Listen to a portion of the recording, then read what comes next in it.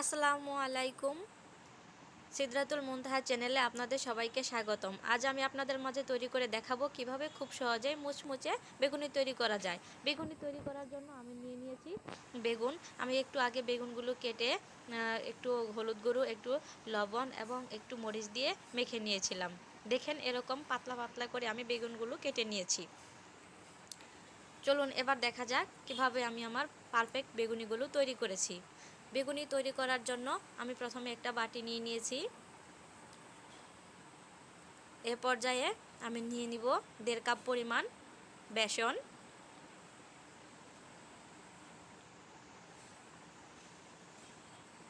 এ পর্যায়ে দিয়ে দিব সামান্য পরিমাণ মরিচ গুঁড়ো, দিয়ে দিব হলুদ গুঁড়ো,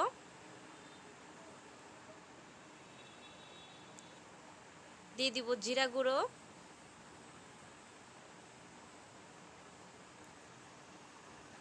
এবং দিয়ে দিব ধনিয়া গুঁড়ো, দিয়ে দিব স্বাদ মতো লবণ এবং দিয়ে দিব বেকিং সোডা। অবশ্যই আপনারা বেগুনি তৈরি করার সময় বেকিং সোডা ইউজ করবেন, এতে করে বেগুনিটা খেতে অনেক সুস্বাদু এবং মুচমুচে হবে। এরপর আমি আদা বাটা এবং রসুন বাটা মিশিয়ে নিব। এরপর সবগুলো উপকরণ একত্রে আমি সুন্দর করে মিশিয়ে নিব। একটা ব্যাটার তৈরি করে নেব। দেখেন আমার ব্যাটার তৈরি হয়ে গেছে। দেখেন আমার ব্যাটারের ঘনত্বটা ঠিক এরকম হয়েছে। ব্যাটারটা বেশি ঘন বা বেশি পাতলা করা যাবে না, এরকম রাখতে হবে, এতে করে বেগুনিটা অনেক সুন্দর হবে। এরকম ব্যাটারে বেগুনিটা দেখতে অনেক সুন্দর এবং খেতে মুচমুচে হয়। এ পর্যায়ে আমি একটি একটি করে বেগুন আমার গরম করে রাখা তেলে দিয়ে দিব।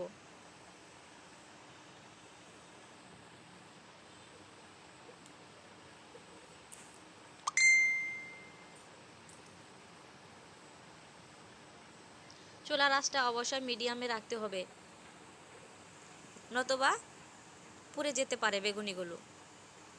এই বেগুনি রেসিপিটা আমার আশা করি আপনাদের অনেক ভালো লাগবে এবং এই রেসিপিটা আপনারা খুব সহজেই তৈরি করে নিতে পারবেন। সামনে যেহেতু রমজান চলে এসেছে, সবাই বেগুনি তৈরি করতে চাইবেন। অবশ্যই আমার এই বেগুনি রেসিপিটা দেখে যারা যারা বেগুনি তৈরি করতে পারে না তাদের অবশ্যই উপকারে আসবে।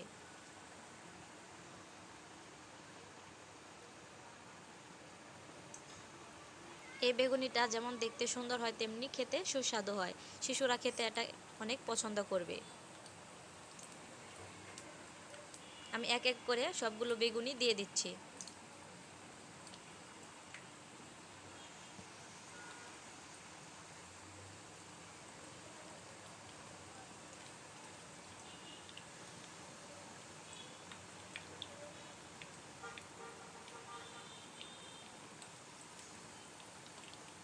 দেখেন আমার বেগুনিগুলো কত সুন্দর করে ফুলে উঠেছে।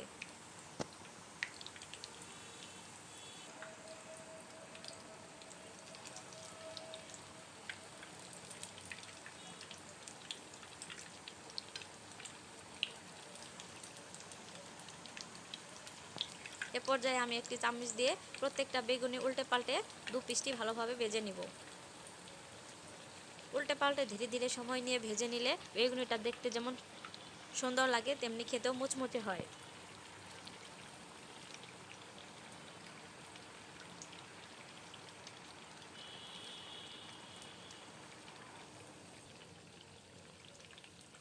আমি একটু সময় নিয়ে লাল লাল করে ভেজে নেব।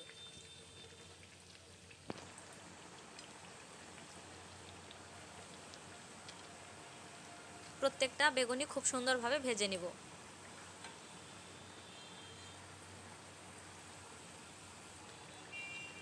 এবার আমার বেগুনি ভাজা হয়ে গেছে।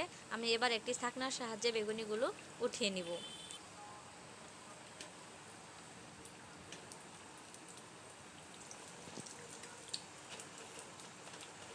দেখেন আমার বেগুনিগুলো দেখতে কতটা সুন্দর হয়েছে। দেখতে যতটা সুন্দর হয়েছে তেমনি ক্রিস্পি হয়েছে।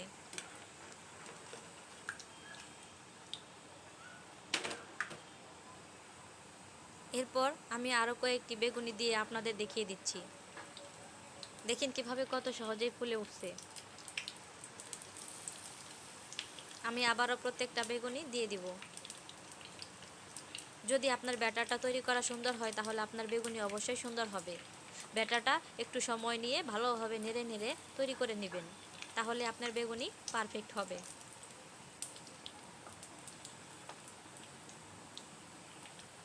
আমি আশা রাখি আমার এই ভিডিওটি দেখে আপনার অনেক ভালো লাগবে।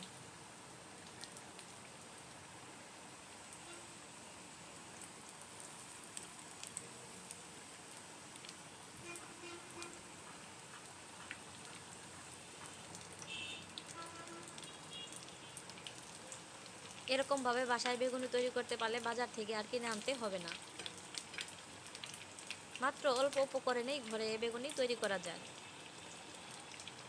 এবার আমি প্রত্যেকটা বেগুনি আবারও উল্টে পাল্টে সুন্দরভাবে পিষ্টি ভেজে নেব। প্রত্যেকটা বেগুনি দু পাট ভালোভাবে লাল লাল করে ভেজে নিতে হবে, তাহলে বেগুনিটা খেতে অনেক মজা হবে।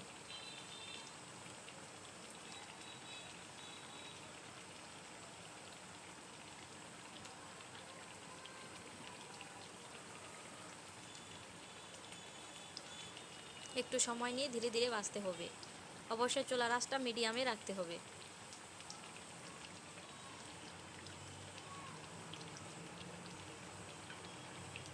আবারও আমি চামচ দিয়ে উল্টে পাল্টে দিচ্ছি।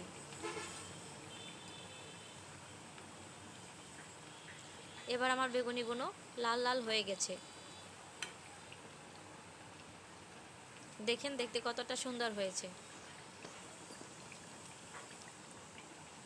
এ পর্যায়ে আমি বেগুনিগুলো একটি ছাঁকনার সাহায্যে উঠিয়ে নিব।